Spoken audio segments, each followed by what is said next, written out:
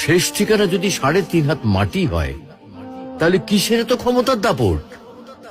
ভোর ৫টায় মৃত্যু, সকাল ৬টায় জানিয়ে দেওয়া হবে মাইকে, ৮টায় শেষ গোসল করানো হবে, ৯টায় তোমাকে নতুন কাপড়ে সাজানো হবে, জোহরের নামাজের পরে তোমার আলিশান বাড়ি থেকে বের করে নিয়ে যাওয়া হবে, ২টায় তোমার জানাজার নামাজ পড়ানো হবে, ২:৩০টায় তোমাকে কবরে নামিয়ে ফেলা হবে।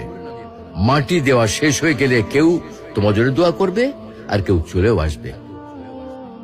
এই তো জীবনের শেষ আয়োজন। তো কিসের তো অহংকার, কিসের তো ক্ষমতার দাপট? হ্যাঁ, ক্ষমতা কারো জন্য চিরস্থায়ী নয়। অন্যায় ভাবে কাউকে ঠকালে একদিন ঠিক নিজেকেও ঠকতে হবে, এটাই নিয়ম। হ্যাঁ, এটাই নিয়ম।